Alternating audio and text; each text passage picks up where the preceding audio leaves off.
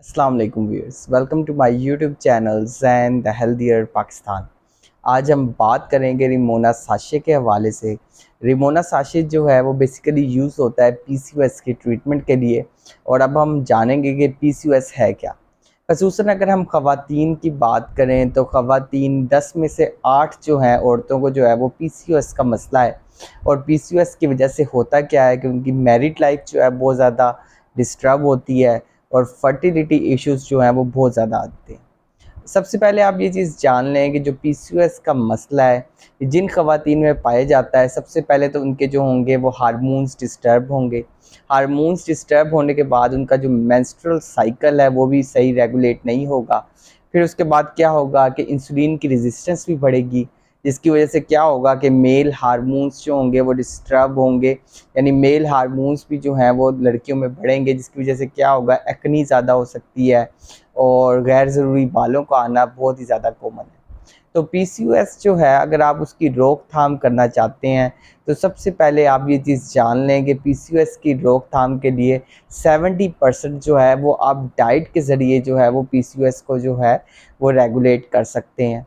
Diet को आप जो है डाइट में जो है मुनासिब कुछ चेंजेस करके, कुछ लाइफ़स्टाइल चेंजेस करके आप जो है वो पीसीओएस को जो है वो कंट्रोल कर सकते हैं। सेकंड पे अगर हम बात करते हैं तो एक्सरसाइज और स्ट्रेस इश्यूज़। एक्सरसाइज और स्ट्रेस इश्यूज़ जो है वो 20 to 25% जो है वो रोल अदा करते हैं आपकी जो है वो पीसीओएस के मसले को हल करने के लिए। और 5 to 10% जो होता है वो फर्टिलिटी ट्रीटमेंट्स जो हैं वो की जाती हैं। और इनका रोल जो है सिर्फ 5 to 10% है।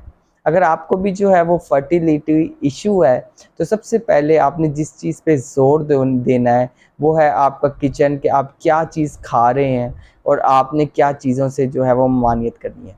सबसे पहले जिनको पीसीओएस का मसला है तो सबसे पहले वो ये करें कि वो जो एडिड शुगर है वो ना लें। चाय में जो है वो भर के चीनी ले रही होती हैं, ये आप बिल्कुल ना करें।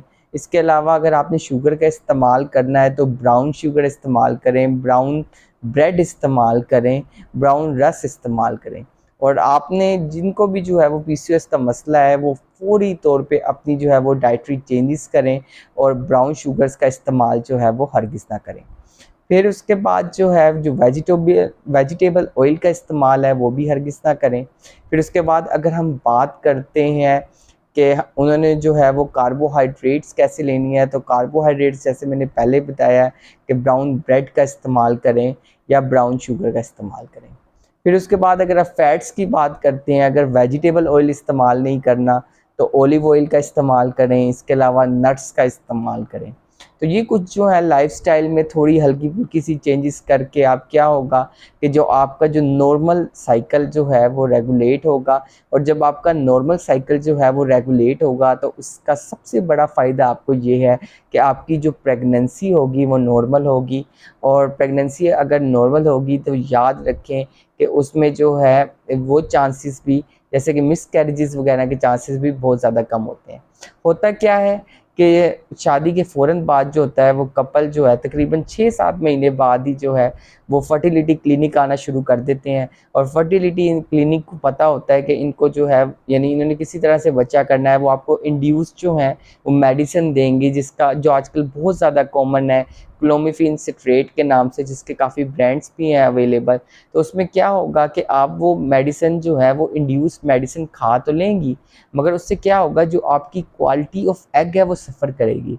और जब आपकी क्वालिटी ऑफ एग सफ़र करेगी तो फिर क्या होगा कि जब हमल ठहर भी जाए, आपको बेशक कंसीव हो भी जाए, तो बहुत ज़्यादा चांसेस हैं कि बाद में जो है वो जो हमल है वो बरकरार ना रहे और मिसकैरेजेस हों।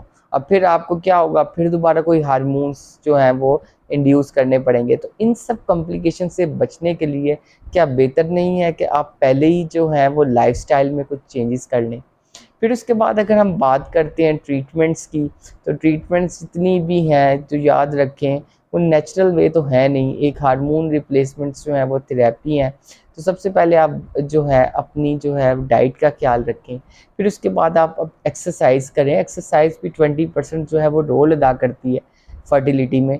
फिर उसके बाद स्ट्रेस को मैनेज करें, क्योंकि जितनी भी ख़वातीन हैं जिनकी उम्र जो है 40 साल से ज़्यादा हो गई है, तो 40 साल से जिनकी उम्र ज़्यादा है उसमें क्या होगा कि क्वालिटी ऑफ एग भी डिक्रीज़ होती जाएगी, क्वांटिटी ऑफ एग भी डिक्रीज़ होती जाएगी और बाद में मज़ीद पेचीदगियाँ बढ़ जाएंगी। तो उन्हीं पेचीदगियों को रोकने के लिए आपने पहले से ही जो है वो डाइट में जो है वो मॉडिफिकेशन करें।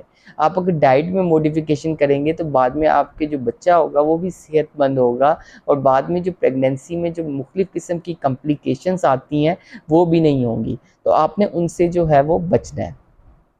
फिर उसके बाद जो है कुछ ट्रीटमेंट्स आ जाती हैं, जैसे आईवीएफ आ जाता है या आईयूआई आ जाता है। तो उससे पहले ही जो है आप कोशिश कर लें, वो सिर्फ उसी सूरत में दी जाती हैं कि फर्टिलिटी का जो है वो कोई भी चांस नहीं है। मगर अब मेडिकल साइंस जो है वो काफ़ी तरक्की कर गई है, काफ़ी जो फर्टिलिटी प्रॉब्लम्स हैं उनका हल जो है वो मौजूद है। फिर उसके बाद अगर हम नेचुरल वे में अगर देखें तो एक जो मेडिसिन आजकल साशे की फॉर्म में अवेलेबल है और कैप्सूल की फॉर्म में अवेलेबल है मायोनियोसिटोल के नाम से, तो वो भी नेचुरली तौर पे जो है वो क्या करती है, क्वालिटी ऑफ एग को जो है वो इंक्रीज़ करती है। अब जैसे बाकी मेडिसिन है, जैसे मेटफॉर्मिन या इंड्यूस जो मेडिसिन है, उनसे जो होती है क्या होगा, इंसुलिन सेंसिटिविटी जो है वो कम तो होगी मगर आपकी मेटाबॉलिज्म जो है वो ख़राब होता जाएगा। तो रिमोना साशे अगर हम बात करते हैं तो इसके अंदर मायोनियोसिटोल शामिल है और ये हाइनोकॉन का जो है वो एक बेहतरीन ब्रांड है। मैंने सारा जो पीसीओएस की पहले डिटेल ये बताई इसी वजह से बताई कि सबसे पहले आप डाइट चेंजेस लें, और अगर आपने कोई मेडिसिन लेनी भी है तो ऐसी मेडिसिन तो लें जिसके अंदर मायोनियोसिटोल हो, जो एक नेचुरल वे से या एक डाइटरी जो है डाइटरी एक सप्लीमेंट के तौर पे हो, जो नेचुरल वे से क्वालिटी ऑफ एग को बढ़ाए और आपके पीसीओएस के मसले को और जो इनफर्टिलिटी का मसला है उसको हल कर सके। और अगर हम बात करते हैं रिमोना साशे की, तो इसमें मायोइनोसिटोल शामिल है, फिर इसके बाद डी चायरियोइनोसिटोल शामिल है। फिर इसके बाद ये यूज़ किस लिए होता है, ये पीसीओएस के लिए यूज़ होता है और आपके मेंस्ट्रुअल साइकिल्स को रेगुलेट करने के लिए यूज़ होता है। और मार्केट में बहुत ज़्यादा ये जो है ये फार्मूला जो है वो इन है और बहुत ज़्यादा जो है गायनेकोलॉजिस्ट जो हैं वो इसको रिकमेंड भी करती हैं। फिर अगर हम बात करते हैं रिमोना साशे के कुछ जो है रिस्क फैक्टर्स की, तो ये प्रेगनेंसी में नहीं दी जा सकती, ब्रेस्ट फीडिंग में नहीं दी जा सकती।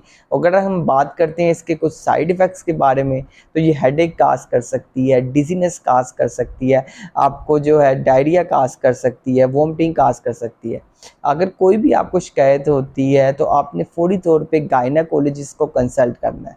आप गायनेकोलॉजिस्ट की जितनी हेल्प लेंगे, आपको गायनेकोलॉजिस्ट जितना आपको टाइम देगी प्रॉपर, आप उतना अपना जो फर्टिलिटी का इशू है उसको जो है वो सॉर्ट आउट कर पाएंगे और जो है वो हेल्दी प्रेगनेंसी को अचीव कर पाएंगे। So stay healthy and fit and do subscribe my channel Send the Healthier Pakistan. शुक्रिया।